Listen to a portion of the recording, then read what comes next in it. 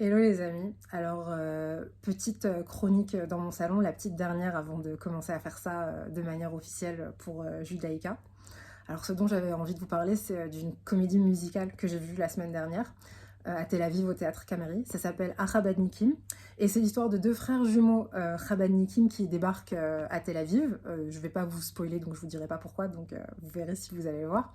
Mais comme vous vous en doutez, c'est la rencontre de deux mondes qui en général ne se rencontrent jamais.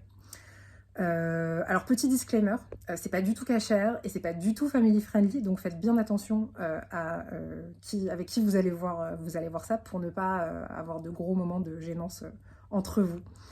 Euh, donc moi je m'attendais à un truc hyper léger et c'est effectivement le cas.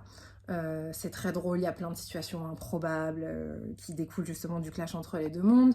Les dialogues sont très très drôles, beaucoup de bonnes vannes, mais il y a aussi beaucoup d'émotions. Moi, au milieu de la pièce, je me suis vraiment mise à chialer, pas à grosses larmes, mais à chialer. Et j'ai vu en sortant, en rencontrant des copines, que j'étais pas du tout la seule, quoi. Et l'une des choses en fait qui m'a beaucoup touchée dans cette pièce, c'est la façon dont le monde chabadnik a été traité, dans le sens euh, comment les personnages ont été représentés, le caractère des personnages.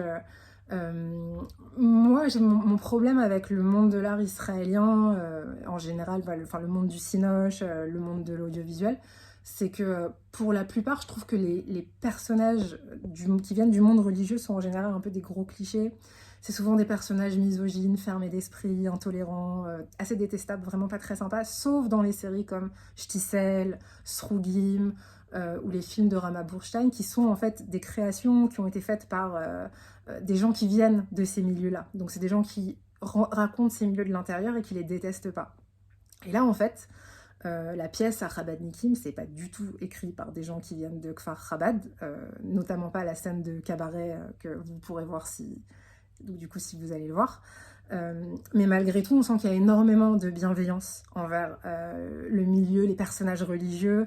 On voit que les auteurs, ils ont vraiment été creusés et cherchés, en fait, qu'est-ce qui anime ces gens-là, quelles sont leurs valeurs. Ça m'a vachement touchée, en fait, de voir ça.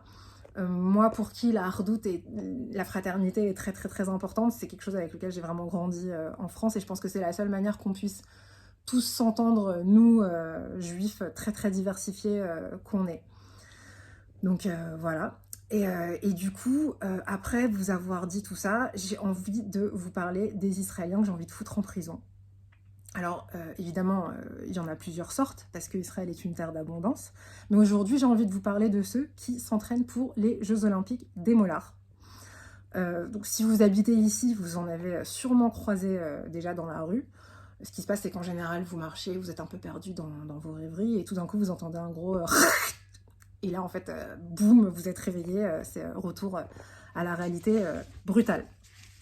Et donc, en fait, pourquoi je vous raconte tout ça? Parce que généralement, on croise ces gens-là en plein air, mais il se trouve que l'autre jour, quand j'étais au théâtre, et ben, y a un mec derrière moi à l'entracte qui a décidé de s'entraîner 3 fois donc, pour les Jeux Olympiques des Mollahs.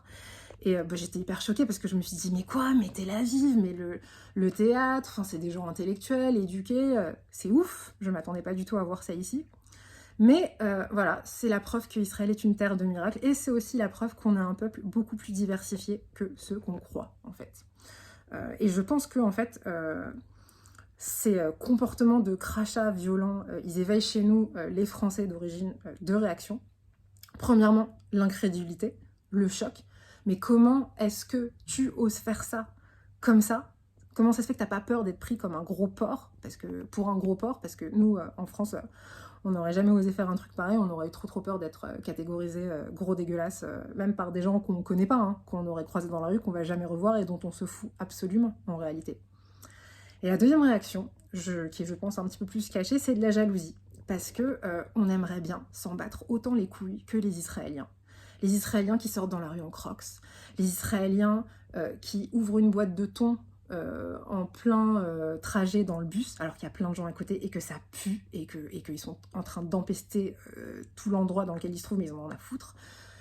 Une Israélienne aussi, voilà, qui est capable de sortir une pince à épiler et de s'épiler le menton dans le bus. Un jour, j'ai eu ça en allant au travail, donc à 9 h du matin, en face de moi, une Israélienne fait ça, c'était juste improbable.